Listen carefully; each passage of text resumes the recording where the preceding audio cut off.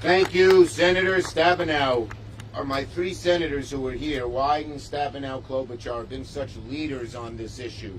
And they've been relentless. They persisted and persisted and persisted until we succeeded. Congratulations to them. And I would like to say Ron looks very cute in his baseball cap. Reminds me of his athletic days. And Amy quite didn't get to red. Almost, yeah. Okay, I didn't either. Okay, you know, so 1 year ago, we made history, by introducing one of the most important pieces of legislation in decades, the Inflation Reduction Act. It will go down as one of the most significant pieces of legislation that the Senate, the Congress, has ever passed. And it was our leadership in the Senate that got it done. The people behind me, our whole great legislative team. And this legislation represents a down payment on the biggest issues of our country, including the staggering rise in health care costs. When you ask Americans what bothers them about the economy, they know that jobs are getting better. They know that unemployment is down. They know even that their wages are going up. But the thing they are worried about probably most of all is the costs. And nothing has done more to reduce their costs that has passed legislatively in decades than the Inflation Reduction Act. It reduces the cost of heating your home.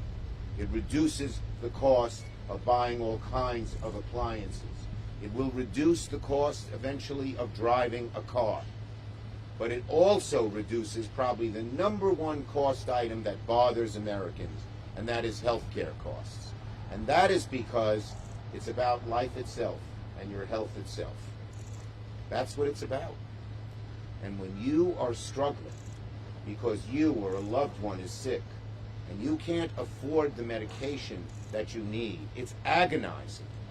When you have to decide whether to cut a pill in half or in quarters, even though you know the doctor has said you need the full dosage to get well, it is agonizing. But for the first time, Democrats took on Big Pharma. Frankly, we got zero help from Republicans. One of the reasons this had to be in the IRA, and one of the reasons it wasn't as complete as we would like, is because our Republican friends were in the pockets of Big Pharma. But we Democrats said enough is enough is enough. And I also want to thank the AARP and the groups behind us, because without them, we might not. You look cute in your hat too. Because without them, we would not have gotten it done, plain and simple. They were relentless. The number of teletown halls that we did together was just incredible. And tens of thousands of seniors from across New York, or across Oregon, or Michigan, or Minnesota would get on those calls because we knew how important this was. And so there's lots of ways the costs are going down. We've already done it for insulin for seniors. We couldn't do it for the rest. We did get 7 Republican votes. We came close to the 60. But we're fighting right now. I am working for a bipartisan legislation with some of my colleagues to get insulin $35 down for everybody. And our actions alone have had 2 of the biggest companies reduce their costs to everyone $35. Right now, the cost of your drugs, starting January 1st, will no longer be, $10,000, $20,000 for these desperately needed pills and medications. It'll go to $3,100 this year and $2,000 next year. What a relief. What a relief. If your child is diagnosed with a rare form of cancer and you know there's a medicine that can make her or him better, but you can't pay for it. The insurance company says no, and even Medicare or Medicaid says no. Now you will be able to. Praise God, praise God. That is an amazing, amazing thing. And then, of course, as Debbie mentioned, when companies are raising their prices above the inflation level, we were very smart about this.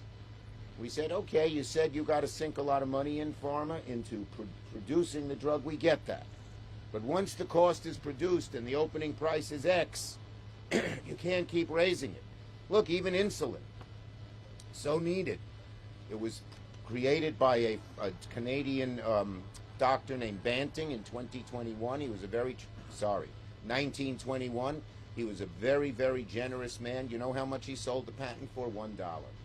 And yet now Pharma is selling it for $800. That's not sunk costs. That's not research. That was done by that lovely Mr. Banting over a century ago. So, all I can say is, when it comes to drug prices, we ain't finished yet. Woo! We're working on insulin, and provided we keep the Senate majority and even gain a seat or two, get the House back, keep the presidency, you're going to see a lot more good stuff that we will be able to do to lower the price of drugs in general, prescription drugs, and to lower health care costs for America. It's one of the most important things we can do for the American people, and the division between the Democrats and Republicans is stark, glaring, and welcome. Thank you, everybody. And now, do I call on? And now let me call on our great leader of the Finance Committee. Through just a historical accident, I would have been head of the Finance Committee, but he got on a few days before me. I told Harry Reid not to do it, but he still did. Anyway, Ron Wyden. This is history. All right. The leaders